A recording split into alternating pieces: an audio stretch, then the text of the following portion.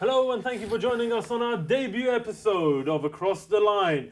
A busy weekend we've had in the English Premier League, and to help me discuss the highlights and some of the action of this weekend, I have to my left Hassooni, an avid Arsenal fan and pundit today, and to my right a very good old friend of mine, a Man United fan, Karim. Hopefully they might be able to give us some insight into some of the great action. Further ado, let's start off, gents. Norwich and Chelsea. Looking at the scoreline, I would have to say it looked like a convincing win for Chelsea, 3-1.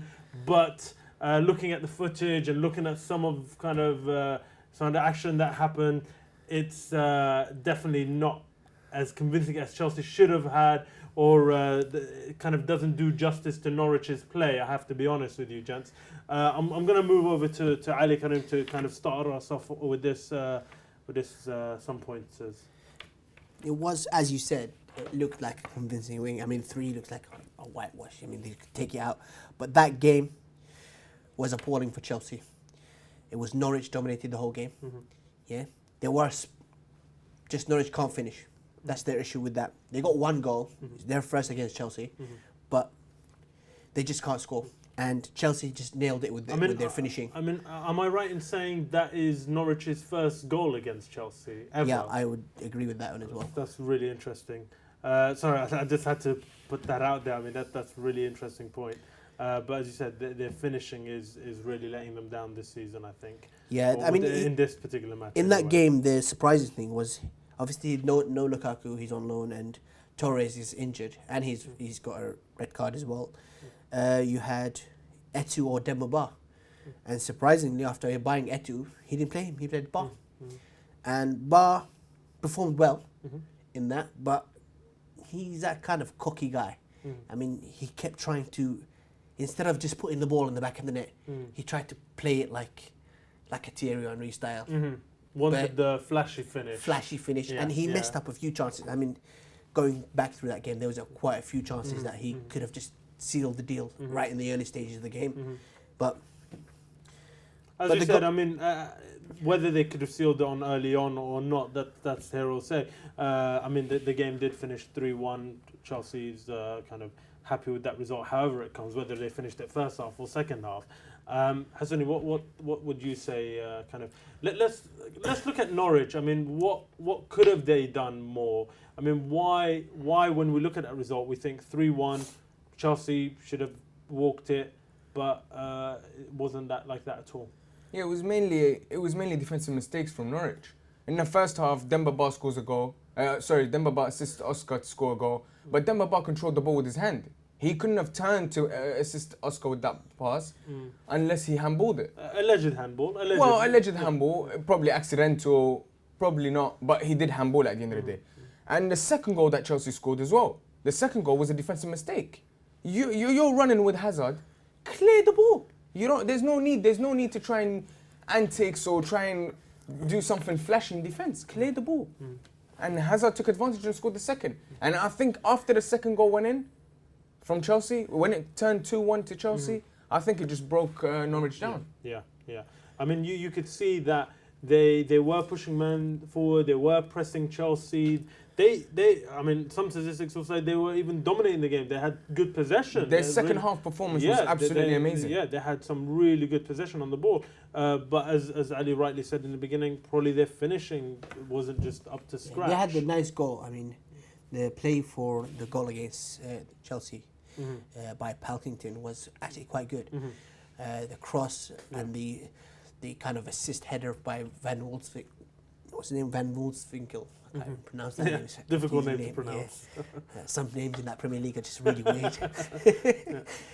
But that assist and that goal was quite good. I mean, you could say Terry should have done more to kind of stop him. I mean, with that experience, and also David Luiz. I mean, with trying to stop Palkington take the shot, they could have done more, but it was quite a good goal. And obviously Torres missing as well. I mean, Torres, before his suspension, he was playing good football. Like, he just came back to form. Yeah. So a lot of people are like, this is the new, the Torres, the old Torres is back.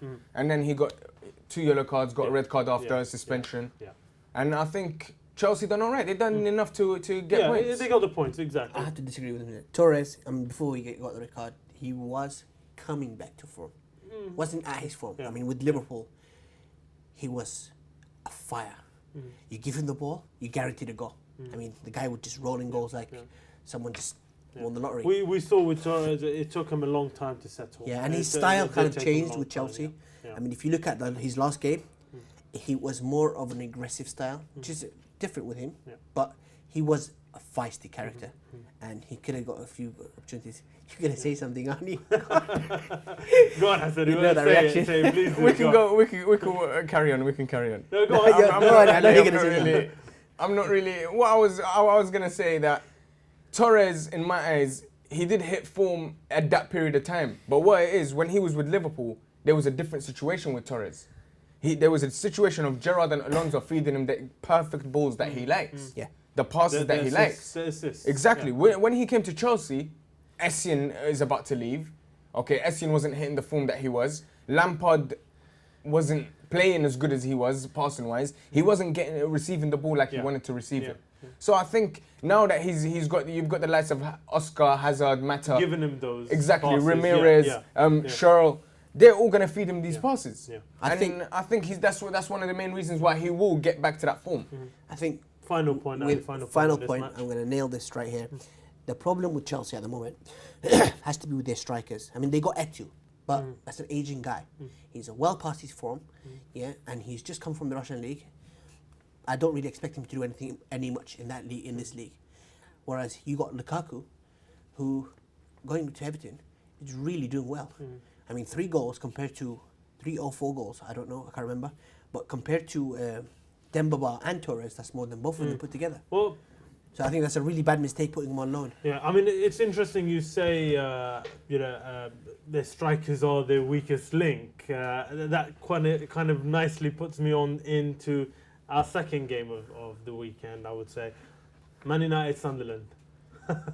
I mean, after the dreadful 2 weeks or so that United have had, finally a result their way. Okay, we're not talking about, against the Arsenals or the Liverpools, but it's a result nevertheless.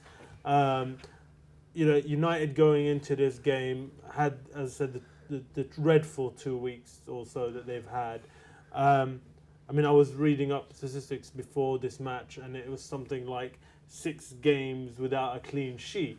This just added to their misery, and it's now it's 7 games without a clean sheet. And it just makes you wonder. We talked about Chelsea's weak link being their strikers. I would have to say, looking at United now, I would say their weak link now must be their defence or their keeper. I mean, I can't really see any other thing than that. I mean, I'll go to the United fan first. I'll give you some fan time to tell us what your thoughts are. I mean, their keeper is young. Okay. But he's not with the weakest link. I mean, he performs some outstanding saves. And against the Sunderland game, he did 1 save from Ciccarini. That was a guaranteed goal. Great save. But the thing is, with that defence, and with it's under Ferguson, he had slightly controlled that defence. You had Ferdinand and Vidic play, but you got Ferdinand, Vidic, and Evra, and all 3 of them are getting outpaced by the young generation of other teams. I mean, you got West Brom; they ran. So are you putting sole blame on the defence? Maybe the defence. Do they need a reshuffle? It needs a reshuffle, but it also needs experience, and you need time for the young youth to develop straight. Wasn't the experience in that back 4 or whatever United played in whatever match, wasn't the experience in that lineup Ferdinand, which we've seen in the last few games? To me, Ferdinand was the actual. He was the problem in the previous games. Yeah, that's what I'm trying to say. I mean, But he with was the older player. He was the one that was feeding the younger players and giving them the kind of the confidence to do things. But all of a sudden, he was making those little petty mistakes that put teams like Sunderland in with a chance. I mean, 2-1, okay, United got their 3 points. They walk away from this game. But the one thing that always is kind of a niggle in the back of the mind for David Moyes is that 2-1 is not a convincing win against a team like Sunderland. Who's at the bottom of the league? Yeah, I mean, Hassooni, I've started off with Ali because he's a United fan, and I know where he's going on. he doesn't really want to put blame on the keeper. He's a young guy. Defense, okay, maybe they're aging a bit. What are your thoughts? It's the transfer policy of David Moyes. It's the transfer window policy for David Moyes. David Moyes should have bought a defender in the locker room. He should have bought somebody in there that's experienced and not that aged. He should have bought the Jagielka. I don't know why he didn't go for Jagielka. He should have gone for Jagielka. Baines, okay, that's understandable why he didn't approach him, because you got Evra, who's one of the best left backs in the world. Yeah, I will give him that. But Jagielka, if he comes in next to Vidic, that's going to be an amazing combination. That's a world-class combination right there. It's very, it will be very hard to break United. Yeah, but he went and bought in Fellaini. Okay, Fellaini is a good buy. He will help you out in the corners. He's done some really fantastic things, especially in midfield and kind of for assists. Not only that, he'll help you out. Yeah, he'll help you out in corners and stuff like that. He'll help you out in corners. Yeah. Okay, when there's an attack towards you and it's in the air, he will clear it. He'll be there to clear it. The high advantage is definitely exactly. there. Whereas Ferdinand, I don't know what is going on with Ferdinand at the moment. I don't know if he's where his focus is. Well, that's coming from a United fan. Glad that one of his players are injured. But it's a sad sight to see when one of the fans. In the same time, kind of I believe. for that. In the same time, I believe Rooney's performance was absolutely stunning. Rooney really played. He played very well. We've seen Rooney come into his own now. Actually, in the I have last to few kind days. of slightly push that back a bit. Rooney performed better in the other games that we played. Against this game, I mean that's what I'm trying to say. But Rooney is coming into his own now. You really want to look at the game and performance. You had two wingers who performed really well and dominated the game really well. And by the time they got subbed off, we were feeling the pressure from Sunderland. There was Nani on the right and Yanuza on the left. Young Yanuza, his debut game, scored 2 goals to one outstanding, amazing goal, and give them the win. I think he performed really well, and alongside Nani and Carrick and them, they were really well. And he kind of held that. You probably hear a lot in the newspapers soon about Januzaj, Adnan Januzaj. And I think it's just going to be a lot of overrated talk. Do you think it's hype? Do you think? I think it's going to be a bit like Wilshere and like say John Chamberlain. how the media went forensic around them here. Yeah. I think it's funny. I've got a United fan and an Arsenal fan. I think it'll be a lot of overrated talk, because what it is, you have to. He's like the demigod of England. United fans have to consider one thing. They have to realize one thing. This guy performed against the bottom of the league. When you come out and you perform against Everton, Liverpool, Tottenham, Aston Villa, West Ham, even the mediocre teams, then I'll give him credit. He's young. He needs to come in. They need to give him that chance to grow. I mean, I'm glad to see that we've got young and rising stars coming up in the game that are, okay, they're performing in the lower teams, but he scored 2 decent goals for a young kid. There is talk, if he changes allegiance, he could be playing for England, which must be kind of, speaking of Januzaj, if you go back to the Champions League game that we played against Shakhtar Donetsk, he took Kagawa out and replaced him with Januzaj. Januzaj didn't do a bad job, but removing Kagawa, who was really punishable and really damaging their thing, and bringing Januzaj in his in a Champions League game where you needed to secure that point, it was a bit unstable. But still, he didn't do a bad job. He did a really good job. With but Shakhtar Donetsk is not a world-class team. Still, when he can perform on a high level, then I'll rate him. Okay. Gnabry's 18. He performed really well against Tottenham. If we go back last year, your team with your Ramsey and your Van Persie, and the year before that, with your Ramsey and your Van Persie and even your Chamberlain, you got thrashed 8-2. Yeah, Van Persie's 28. Still, when you play against Van Persie was 28 then. When you play against top team, you're going to end up losing. But you need to give the young kids a chance to perform, even against the you could say bottom of the league teams. But if they perform against the bottom of the league teams, you build their confidence to be able to play against the top teams. And sooner or later, this youth of tomorrow for Man United is actually looking good. You got your Januzaj, you got your Butner, but the problem is, you got your Jesse Lingard. The problem is when the newspapers finishing point with you, because when the newspapers this is what kills me the most in English media. When the newspapers come out and they speak about a player, it's like they're telling other clubs come buy him. Okay, and this is going to be bad. They're telling other players come buy him. Januzaj might leave anytime soon. In January, he might leave. If he gets Because of if he the gets a big overrated. enough, Not, yeah, if he not gets a because looking big he's like enough it at overrated. the offer. moment. But Since what he let's- said yeah. is that his inspiration is gigs. Yeah, I mean, So yeah, I if mean, you want to he's have that young, inspiration, then you're you going to know, stay for a while. It's every young kid's dream to play for United. I mean, Exactly. or a big club like that. Let's move swiftly on. We've seen the United game, had a bit of talk about it with the Man United fan. Now you've been waiting to talk about this game for some time. Not the best of results for you, I have to be honest.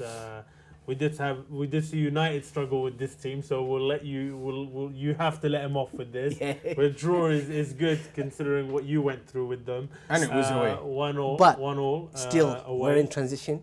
They just had a 5 undefeated Okay. streak. We've given you enough So- fan talk for now. Let's hear the Arsenal fan tell us a little bit more about this match and what you think. You know, why didn't Arsenal seal it? I was very unhappy with one player, which was Carl Jenkinson. I really didn't want to see Carl Jenkinson start. I know Sanya is not available, but Arsene Wenger should have actually played Koscielny on the right. I would have loved to see Koscielny on the right and Vermaelen and Mertesacker in centre backs. It would have been a different game. And I think what changed the game for Arsenal was Rosicky coming on. I think that really changed the game for Arsenal. That pushed, like he took off Ramsey. A lot of people were, you had a lot of boos in the stadium when Ramsey came off because obviously, like I said, Yeah. his performance He's has a been, fan favourite. he's He's a been fan sky high favourite. performance.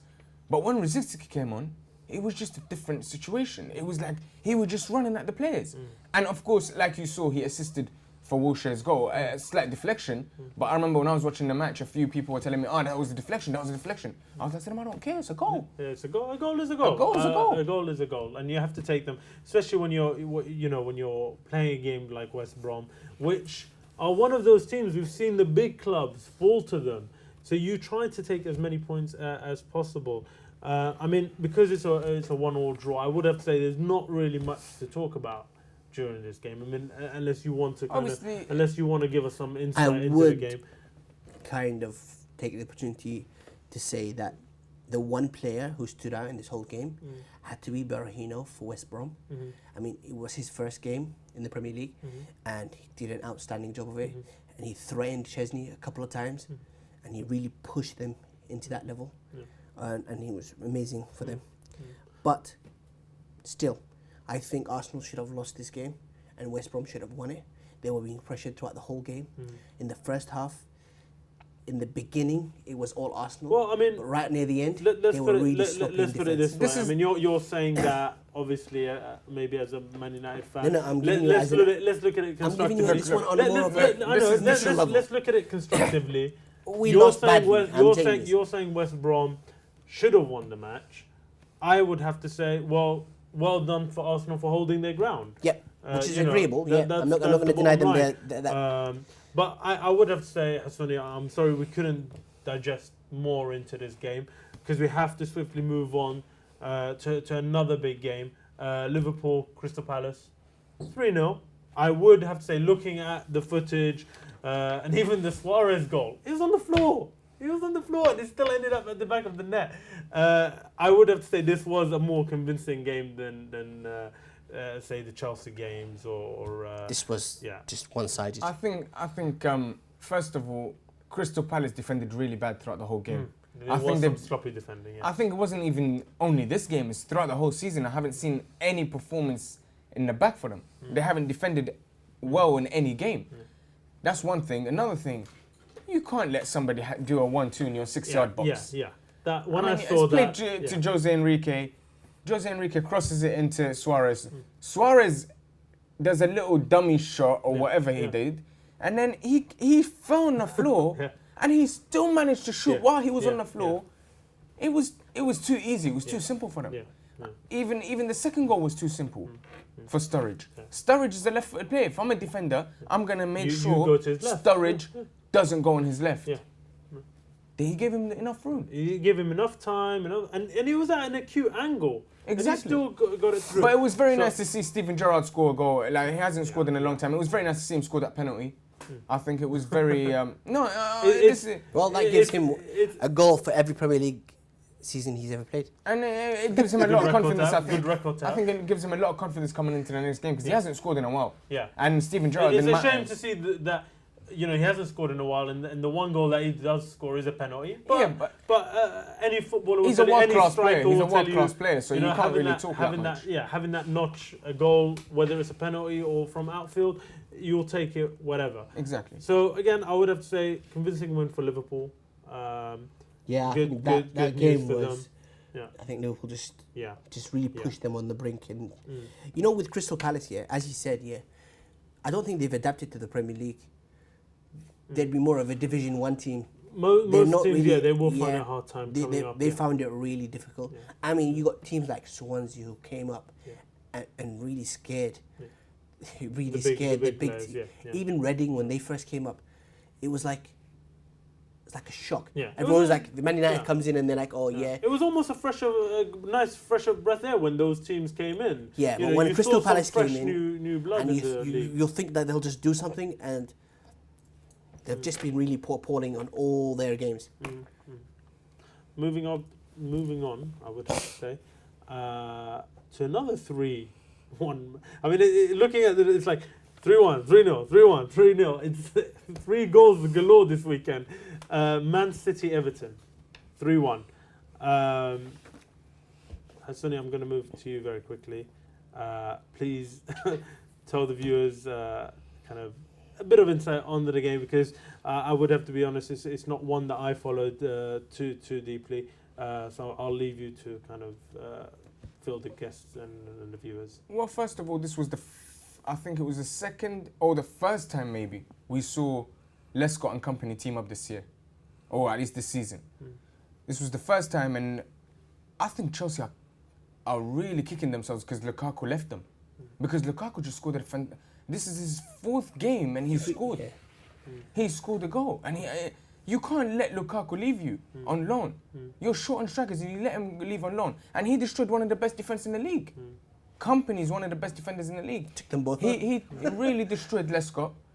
And Lukaku really, for Everton, he scored a phenomenal goal. He's on loan from Chelsea, and he scored a phenomenal goal. He gave a little nut to Lescott, and he scored the goal. Whereas Man City, they were attacking, and Aguero looked like he was having a very bad day. Aguero, he was slipping, he was miscontrolling the ball. But then you knew the minute one goal comes in, you knew it was just gonna. It starts to flow. I mean, so what you're saying is Everton should have done better.